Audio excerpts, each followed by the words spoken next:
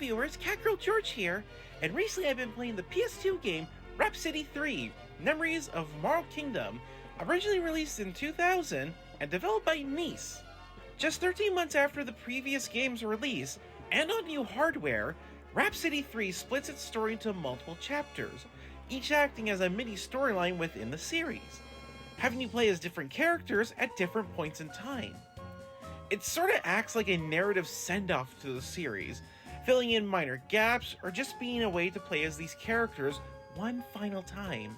Once again, the series changes its core gameplay mechanics, still doing a turn-based approach, but now you have a party maximum of 16, 4 leaders, and each getting 3 partners. You mainly control the leaders, and the partners will act on their own accord.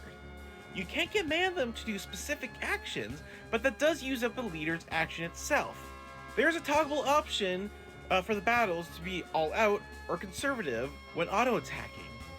The really cool thing to all this is not only do we get to use side characters and villains from the series, but the combination of leaders and partners unlocks hidden abilities once at the right level has been reached. Stats of the leaders also are affected by the partners that are behind them, encouraging experimentation with different team dynamics. This might be the most difficult entry in the series, especially with boss battles, which will test your ability to use the system at hand, and will require a lot more grinding than previous entries in the series ever needed. Partly to get experience points, of course, but also to get the money needed to buy equipment and items for, once again, 16 members in a party. It's a lot, and to be honest, it gets very dull and repetitive thanks to the fact that you're going to be grinding for a good chunk of the gameplay. Each chapter is a separate event, meaning the main cast and the party members don't carry over from chapter to chapter, except for the last one, of course. But monsters that did join can be summoned in other chapters, so long as you're at their level. This causes a lot of the later chapters to start off with a grinding session so you don't go blindly into these higher leveled situations. I cannot stress this point enough. The interesting battle system quickly becomes its greatest weakness, making the act of just simply leveling your party up take way longer.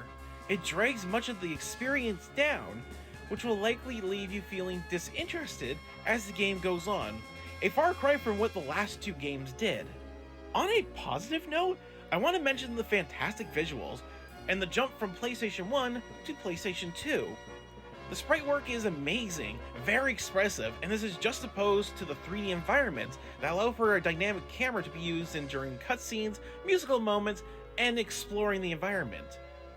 Speaking of musical numbers, although the new sprites and animations do add a lot to the appeal, I can't recall feeling much impact or importance to the songs this time around.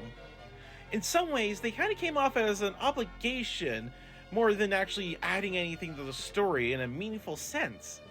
This could be due to telling the narrative in a mini-story segment, or just the team maybe just running out some steam for the concept itself.